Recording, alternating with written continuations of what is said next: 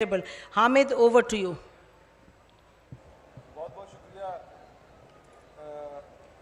میں بھی آواز آ رہی ہے؟ ہاں.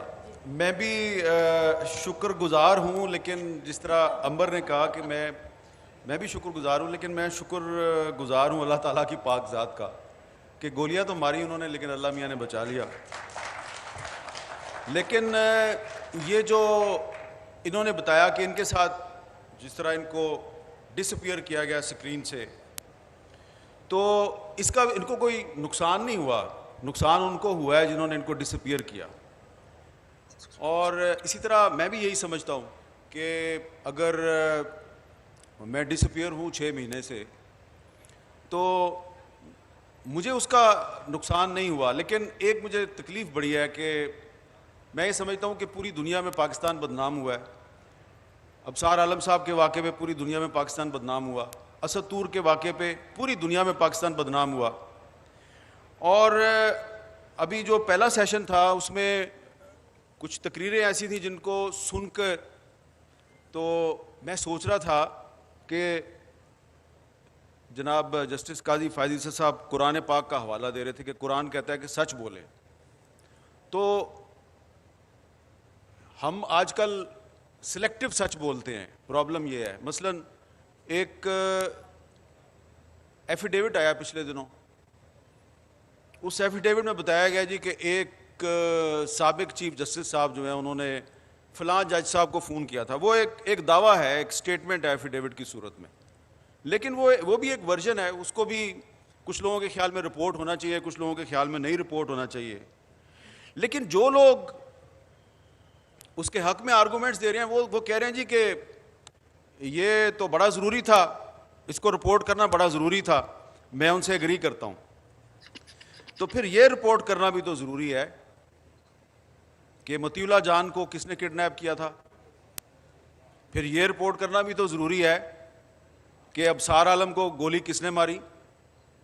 پھر یہ رپورٹ کرنا بھی ضروری ہے کہ اسد طور کی جو ایف آئی آر ہے اس میں کیا لکھا ہوا ہے. اور یہ کون رپورٹ کرے گا؟ یہ عام ورکنگ جرنلسٹ رپورٹر نے رپورٹ نہیں کرنا. یہ انہوں نے رپورٹ کرنا ہے جن کو کال آتی ہے، ٹیلی فون کال. یعنی آپ ایک چیف جسٹس ٹیلی فون کال کر رہا ہے، آپ اس کی خبر بنا کے چھاپ رہے ہیں. ضرور چھاپیں، 100 دفعہ چھاپیں. لیکن جب آپ کو کوئی ٹیلی فون کال کرتا ہے کہ فلاں رپورٹر کی خبر غائب کر دو اور فلاں عمبر شمسی صاحبہ جو ہیں ان کو کہیں کہ اب آپ ٹی وی چینل پہ نہیں آ سکتی ہیں، آپ کی چھٹی ہو گئی. یہ ٹیلی فون کال کس کو آتی ہے؟ یہ مینجمنٹ کو آتی ہے، یہ اونرز کو آتی ہے. ان کو چاہیے نا ذرا یہ بھی سچ پاکستان کے عوام کے سامنے لے آئیں. تو اس لیے تھوڑی سی میں نے ایک دفعہ پھر کریج حاصل کی کہ ذرا بتا دیں لوگوں کو. چلیں آپ اپنے ٹی وی چینل پہ خبر نہیں چلا سکتے، اپنے اخبار پہ خبر نہیں چلا سکتے، مطیع اللہ جان کی طرح ایک وی لاگ کر دیں کہ وہ مجھے فلاں صاحب نے کال کی ہے کہ منظور پشتین کا یا محسن داوڑ کا کوئی بیان جو ہے وہ ٹی وی چینل یا اخبار پہ نہیں آئے گا. علی وزیر پہ جو کیس چل رہا ہے اس کی ہیئرنگ جس عدالت میں ہو رہی ہے اس کی پروسیڈنگ رپورٹ نہیں ہوگی. تو یہ جو ہم سلیکٹو سچ بول کے اور پھر علمبردار بن جاتے ہیں آزادی صحافت کے، یہ جو ہے نا منافقت، یہ ختم ہونی چاہیے. کیونکہ آپ کہتے ہیں جی ہم سارے مسلمان ہیں، تو اگر آپ واقعی مسلمان ہیں تو پھر ایک سچے مسلمان کی حیثیت سے جو ٹیلی فون کال کرتا ہے اس کا بھی نام بتائیں، اور جو آپ لوگ خود ریسیو کرتے ہیں اور پھر اس کو امپلیمنٹ کرتے ہیں. اب میں نے یہ نسیم زہرا صاحبہ نے خود ہی بتا دیا. پچھلے دنوں انہوں نے ایک اپنے ٹاک شو پہ مجھے بلا لیا اور اس کے بعد انہوں نے مجھے نہیں بتایا لیکن انہوں نے آج خود ہی بتا دیا کہ ان کو کنوے کیا گیا کہ آئندہ نہیں بلانا. وہ کون کنوے کرتا ہے؟ ٹھیک ہے نا، یہ وہی کنوے کرتے ہیں جن کو نہ ابصار عالم اچھا لگتا ہے، نہ مطیع اللہ جان اچھا لگتا ہے، نہ عمبر شمسی اچھی، کوئی بھی اچھا نہیں لگتا. کبھی آپ کو کوئی چیف سپریم کورٹ کا جج اچھا نہیں لگتا، کبھی آپ کو کوئی جرنلسٹ اچھا نہیں لگتا، کبھی آپ کو کوئی وکیل اچھا نہیں لگتا، کبھی آپ کو کوئی سیاستدان اچھا نہیں لگتا.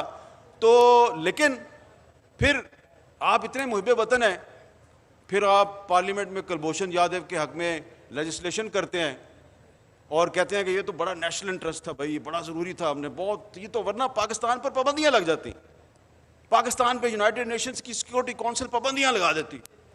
تو یہ جو بینڈ آؤٹ فٹ کے ساتھ آپ معاہدے کر رہے ہیں, اس سے پابندیاں نہیں لگتی. یہ سچ کیوں نہیں بتاتے آپ؟ تو میں سمجھتا ہوں کہ پچھلے سیشن میں بھی یہ کہہ رہا تھا کہ ہمارے آنریبل چیف جسٹس صاحب نے آج اس ڈائس پہ کھڑے ہو کے دعویٰ کیا ہے کہ پاکستان میں جوڈیشری آزاد ہے. ان کی رائے کی میں بڑی احترام کرتا ہوں, لیکن کسی بھی ملک میں اگر آپ نے یہ پتہ لگانا ہے کہ جوڈیشری کتنی آزاد ہے اور پارلیمنٹ کتنی آزاد ہے, تو صرف یہ دیکھ لیں کہ وہاں پہ میڈیا کتنا آزاد ہے. تو اگر تو میڈیا آزاد نہیں ہے تو پھر آئی ایم سوری ٹو سے, پھر نہ جوڈیشری آزاد ہے, پھر نہ پارلیمنٹ آزاد ہے. پارلیمنٹ کتنی آزاد ہے کل آپ کو پتہ چل گیا ہے. Upper house of the parliament ہے سینٹ, وہاں پہ اپوزیشن کی میجورٹی ہے. کل بھی گورنمنٹ نے وہاں سے اپنے تمام بل منظور کروا لیے. تو کتنی ہے جی جناب یہ آزاد پارلیمنٹ. تو اس لیے یہ بڑا آسان ہے, جو لوگ کہتے ہیں کہ پاکستان میں میڈیا آزاد ہے وہ دیکھ لیں کہ میڈیا کتنا آزاد ہے. یہ 1 2 3 4 5 5 مثالیں آپ کے سامنے بیٹھی ہوئی ہیں, اور ہر ایک کی اپنی ایک کہانی ہے, اور ان سب کہانیوں کی ایک کہانی, پاکستان میں میڈیا آزاد نہیں ہے. تو جن لوگوں نے پاکستان میں میڈیا کو پابند کیا ہوا ہے, انہوں نے پاکستان کو پابند کیا ہوا ہے. وہ پاکستان کے آئین اور پاکستان کی انٹیگریٹی کے دشمن ہیں. یہ بات آپ 1971 میں نہیں مانتے تھے, وقت اور حالات نے ثابت کیا. اب آج یہ نہیں مان رہے, لیکن یہ جو آج کے حالات ہیں نا, ان کو ماننے کے لیے آپ کو 50 سال انتظار نہیں کرنا پڑے گا, کیونکہ 71 کو تو آج 2021 میں 50 سال ہو گئے ہیں. یہ جو آج آپ کر رہے ہیں پاکستان کے ساتھ, یہ اللہ نہ کرے جو آپ کر رہے ہیں, وہ علی احمد کرد صاحب بالکل صحیح کہہ رہے تھے کہ یہ آپ کی مٹھی سے ریت کی طرح جو ہے نا چیزیں جو ہیں وہ نکل رہی ہیں. اللہ کرے ایسا نہ ہو, لیکن یہ اب زیادہ چلے گا نہیں. آپ کو بہت جلد پتہ چل جائے گا کہ پاکستان کے اصل دشمن نہ ابصار عالم صاحب تھے, نہ مطیع اللہ جان تھے, نہ عنبر شمسی تھی, آپ ہیں. پاکستان کے اصل دشمن آپ ہیں. Thank you. شکریہ حامد. آپ کا خیال ہے آپ ہی کو فون کال آتے ہیں؟ آپ کا خیال ہے کہ پارلیمان اور سینٹ میں لوگوں کو فون کال نہیں آتے؟ آفٹر آل جو بلز کیسے پاس ہوئے یہ تو سب کو معلوم ہے. بہرحال حامد بالکل ٹھیک کہہ رہے ہیں. یہ تو منطق آپ کو بتاتا ہے کہ یہ چیزیں چلتی نہیں. اب آپ ٹی ٹی پی پہ دیکھ لیں اور ٹی ایل پی پہ, ٹی ٹی پی پہ دیکھ لیں. ایک بات شروع کی تھی, میرا خیال ہے پش بیک ہوا ہے, ان کو اب اپنی پالیسی کو بدلنا پڑے گا. Any way